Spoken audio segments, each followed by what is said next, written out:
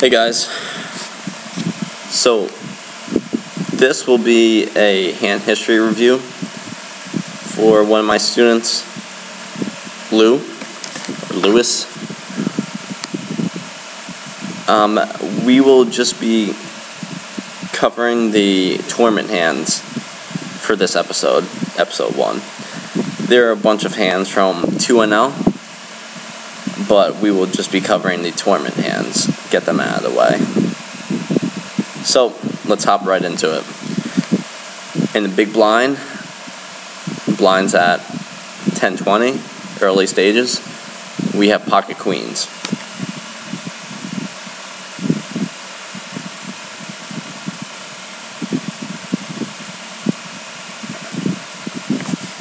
Typically, if there was no one, say we were from another position, say the small blind, big blind posted, and we were at any other position, we should be opening 3x or 4x. I personally like 4x because we're putting more money in the pot with a good hand, and people will pay it off. People will call with a wide range of hands. So we want to make it as much as possible with them calling with those same amount of hands. So, we got 2 limpers. Let's see what the small blind does.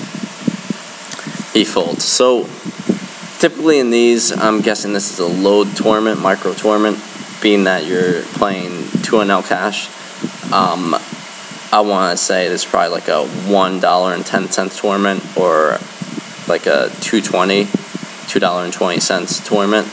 But either way, these guys will be calling you light. Their limp calling ranges is really weak. Their limp ranges is super weak. We're at the top of our range. There's no reason to check. There's no reason not to make it huge here. Like I said, they will be calling with a wide range of hands. We want to take advantage of that. So we really need to pop it up here with the best hand, and hope that an ace or king isn't in the flop turn or river. So we make it 60. That would be a standard raise. Like, that's 3x, or like I said, 3x, 4x from any position. But in this case, there's 2 limpers, so we want to make it, if there was 1 limper, we want to make it 4 big blinds, and for every additional limper, we want plus a big blind. So in this case, that would be at least 100. They both call. Their limp calling ranges is super wide, and on this type of board, it should hit it a decent amount of the time. So we really want to bet big here because there are a lot of draws. They will be calling with 9x.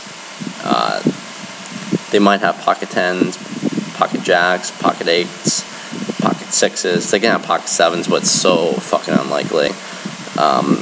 And they should be raising, say if they have 7x, or if they have like a boat, or they have pocket 7s, they should be raising, but they might slow play because it's quads.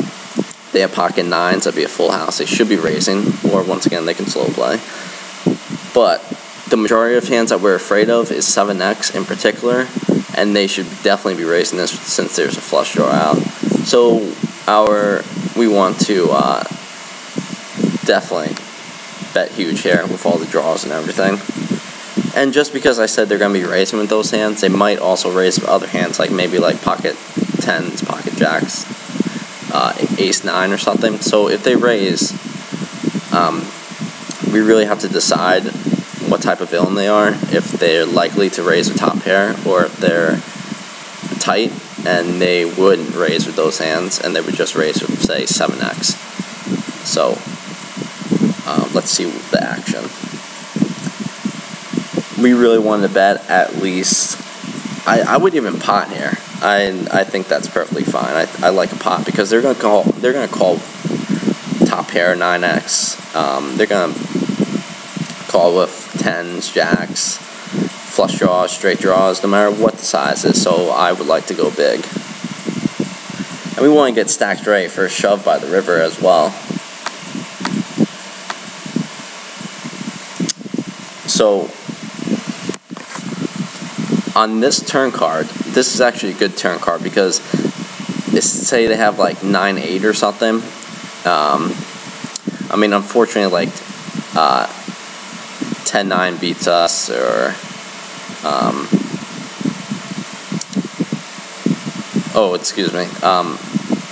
doesn't beat us because we have a better 2-pair. We got queens with 7s, my mistake. But in any case, 8-jack got there. Some straight draws got there. But anyway, we need to bet big once again because they're so likely to call this turn bet now, because a lot of hands might have gotten more equity with like maybe a pair plus straight draw or whatnot. So we really want to bet huge here, and we want to be able to shove on the river, unless the cards that are bad for us is if a flush draw completes, or say another 9 or another 10 comes. Those are probably, I would probably proceed very cautiously if those cards were to come.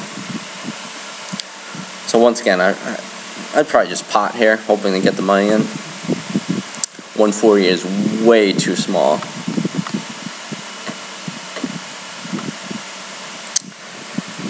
Yeah, that's not a great river for us, but we still get paid off by 9x. Excuse me. So when we bet the river, we want to make sure we're getting value from hands that are in their range that will pay us off. So in this case, they have a 7, which is unlikely. If they have a 10, they're going to make it known to us. And it's in their range as well, 10 more than 7s. But we want to get, we really want to get value from 9x or pocket jacks or pocket 8s or something. Pocket 8s probably fold, but it's likely that they might still call because they might be really bad. So in that case, when we're targeting like 9x or something, when the board has 2 10s in it and 2 7s, they're not going to call a huge bet. So we want to bet. I'd probably just half pie it here. You made it really small in previous streets. This is when you would want to make it small. In the previous streets, you want to make it big because that's when they have the draws. They have top pair type hands that you want to get paid off. But this board is not that great because we're getting value from a limited part of their range. And you shove. And you have to understand here, we're turning our hand into a bluff. We are repping a full house. So, therefore, our queens, it doesn't matter at this point because we turn our hand into a bluff. We are representing a full house. So, the only way it doesn't turn into a bluff is if they're huge, huge fish, and they'll pay you off with any pair.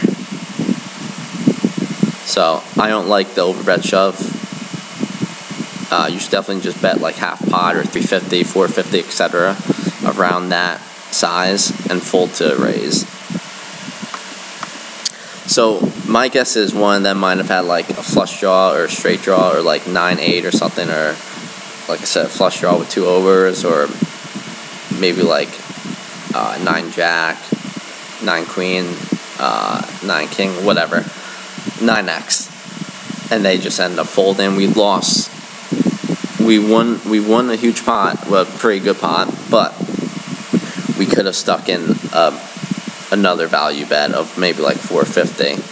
So instead of the pot being 2,000, it'd probably be like at least 2,800 or 29 or even 3,000.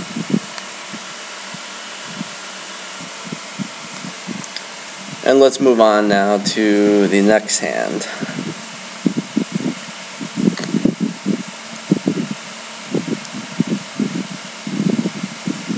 Alright, so we have King 10 offsuit on the button, and their Hollywood WPG has limped and under the gun position.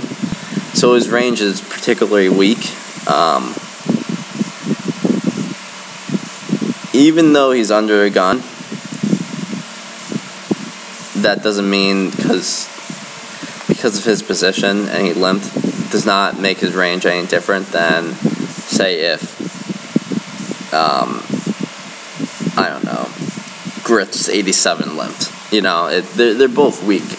They limped, so we should raise it up here. Try to take the pot down with the best hand, and if we get called, it's fine. We're in position with a good hand, and we could flop King 10. Flop can be ace high. We could, you know, c-bet, take it down. So let's see what happens. Okay, so we over limp, which is really bad here. We should definitely be raising. And this guy makes it 180, which is particularly big raise. So we should definitely be folding to this raise because he'll have hands that dominate us. He'll have like ace king. He can have ace 10. He can have pocket 10s. He can have pocket jacks, pocket queens, pocket kings, pocket aces. In the hands that we're flipping against, like ace queen, ace jack, pocket 8s, pocket 9s. But regardless, we should just fold. And we ended up overcalling the raise to 180. And the flop is ace queen blank. So ace queen 4 of rainbow. No suit are the same. Let's see what he does. Alright, so they both check. When Bird nails 2.0, whatever the fuck that means. But regardless, he checks. He's either going for a check raise with like a really good hand, maybe like ace queen or pocket 4s, aces, queens, ace jack. Whatever the case is, he will make his hand known to us. And we have a gut shot too. We have equity. We can even turn a king and we can check down the showdown. We have showdown value if that were the case. So we should make a stab here with the equity we have. And I believe that we should take this pot down a decent amount of time. I bet something like 250, 275 here. And I think that would win the pot a large portion of the time. We check. And he makes it not huge, but he makes it a sizable amount. And with 960 behind, I really don't think he's going anywhere. And we shouldn't even be thinking about doing anything other than folding here.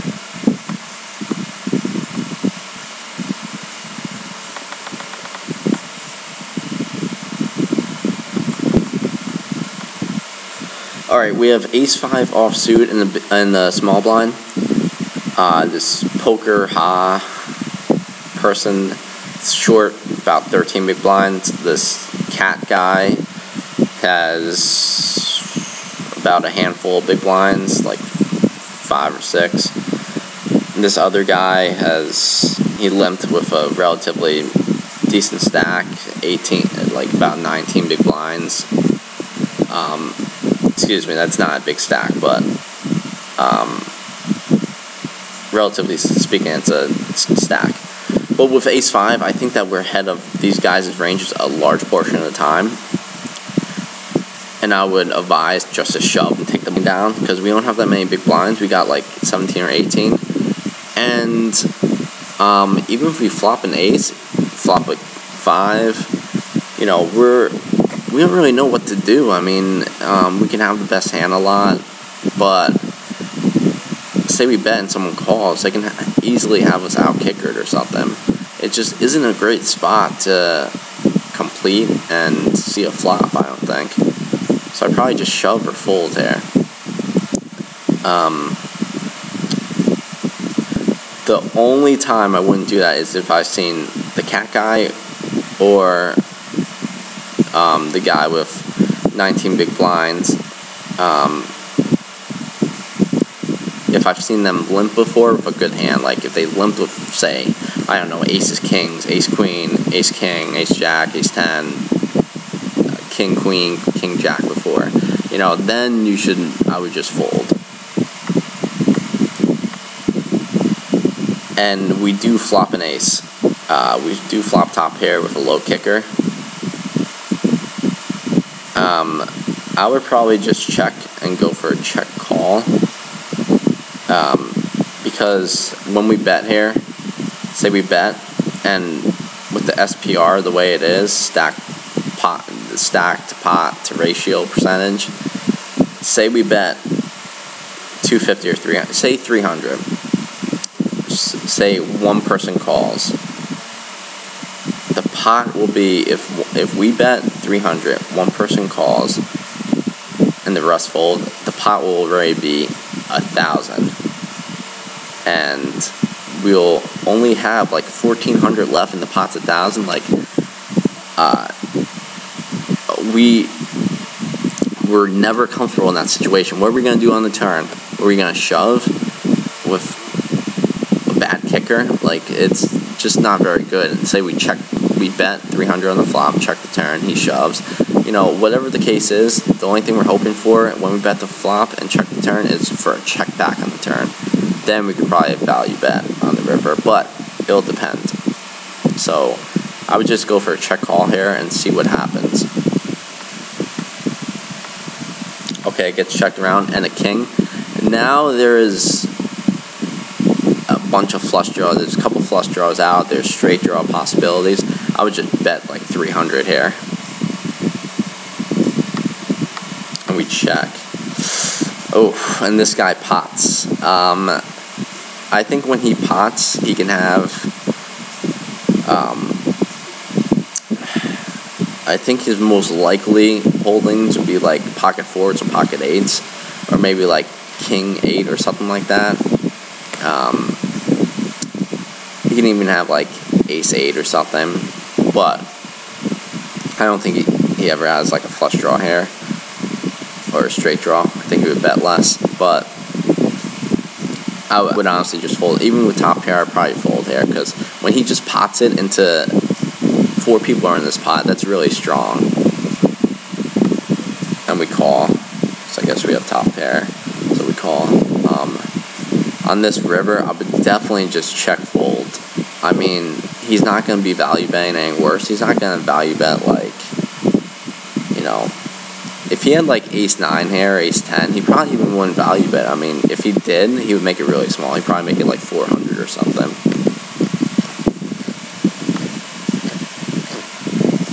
So when we lead out and shove for about pot, we're basically turning our hand to a bluff. And that's because no greater hand than ours will call. If he has like ace 6 to ace jack, he has a tough decision right now. And given that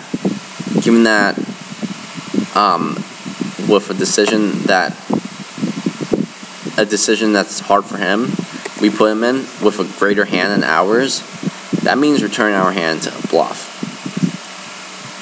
If we check and he bets, he's never value betting ace 2, ace 3, he would value bet ace 4 because that's 2 pair. But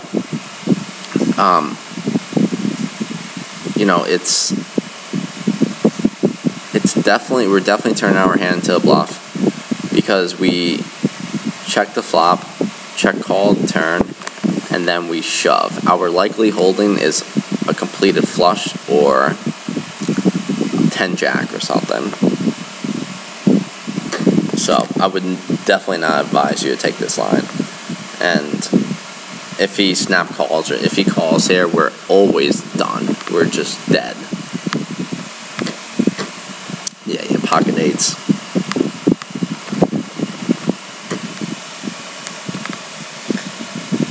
Alright, let's see what else we have.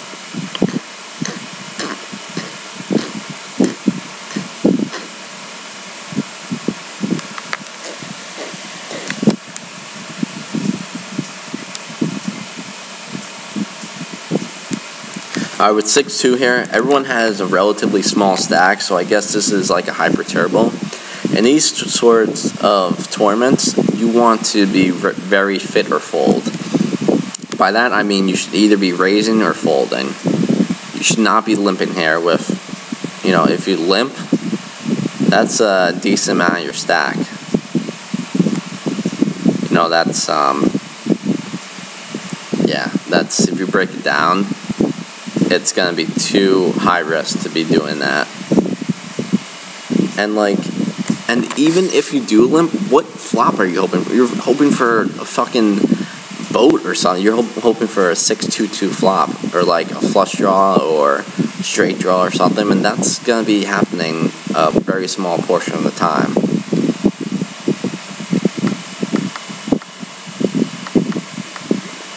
Okay, Jesus Christ. This guy leads into a pot of 4 people. He always has a good hand here. Even though he underbets, he probably has like at least mid pair or maybe like a king. And he's just trying to get value for it. Always fold. Always fold. We don't even have any equity. Just fold. And we raise, which is better than calling, but not by much. We raise. His range is strong. His range is likely to be king X or mid pocket pairs. So by raising now, you only get rid of mid pocket pairs, which sometimes he'll just check them on the flop. So it's not even like, majority of his range is king X's. So this is a very high risk bluff, and it's not necessary. And I doubt it'll work. It will probably work like 5% of the time. So he calls, and since he calls, if we raise, say he had the mid pocket pairs and we raise, he would fold on the flop. So right now he either has a flush draw or king X. He can have a straight draw, but it's unlikely. When he bets this amount into that pot with 290-ish behind, he always wants you to shove. Like, you shove here, he's going to snap you off. He probably has a king. I don't think he's going to have, like, king 7, king 5, pocket 7s, pocket 5s. But he might have, like, king 8, king 9, king 6, hands like that. He'll just automatically call you. And yeah, he had king 4, so want to be very careful in spots like that, and you really need to know what you're trying to bluff. Bluffing is very hard in poker. To be a good bluffer, know what you're doing. You have to get the ranges down. You have to really think hard about what you're doing and why you're doing it. Let's go over 1 or 2 more hands, and then we'll leave the rest for the next episode.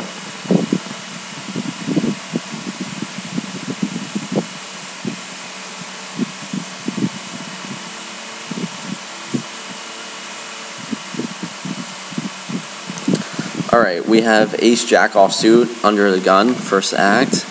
I personally would make it 4x, but if you make it 3x, it's fine.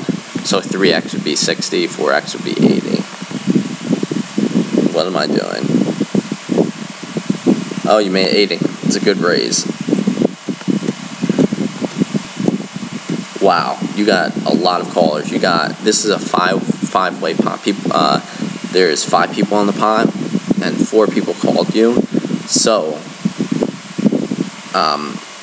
our hand is more vulnerable now, and unless we hit the flop, I would just check. In a lot of situations, when there's only a few people in the pot, like if it's heads up, you're only against 1 person or 2 people, you can, continuation bet and take it down a large portion of the time. But here, unless we hit the board, we should be check folding, because it's so likely someone has hit the board, no matter what the board is. Someone probably hit it, so we shouldn't be betting.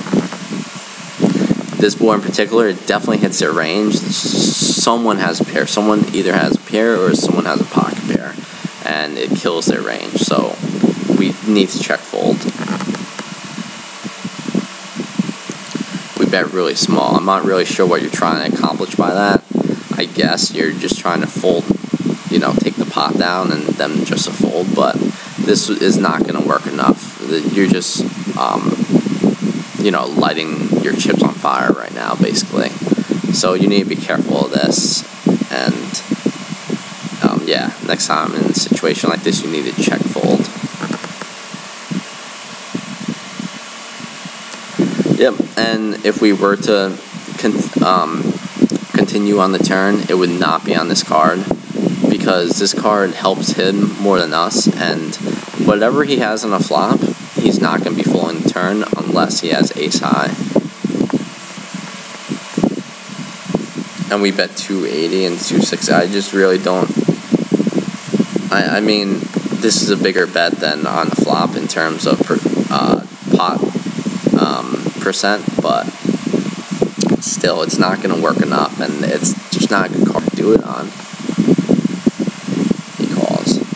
Basically, we're dead. We should just be check folding, and he probably has something like he probably has like pocket fours or pocket sevens here, or maybe like pocket tens, pocket jacks, pocket eights, something like that. It's an easy fold, even though he bets a little bit. This is always a value bet. Say for some reason, if he floated us, say if he called us with a weak hand, why would he put so much in the middle? Why would he only bet 220 on the river with those hands? First of all, he doesn't have those hands in his range, but I'm saying, hypothetically speaking, if he did, why would he bet so small? We should always be folding this. He's always value betting. He usually has a 7 or pocket 8s, pocket 9s. He might have pocket 4s, pocket 7s, hands like that. And he had a boat, and he had 7-6 suited, which is really bad, but he should just be folding that pre-flop. But either way, we're always dead against this bet. It's always a value bet. So keep all these things in mind, and number one important rule in poker is ask yourself why. Why? Why is he betting this amount? Why did he raise me? What is he representing? Why will he lead on this flop? What is he thinking? Like I said, why? It's very important in poker. It's something you should constantly be thinking about. Thinking about villain's ranges, why he's doing something, etc. If you have any questions, just let me know. And Lou, I really hope this helped. And good luck at the tables, alright? This is Russ signing out. Later.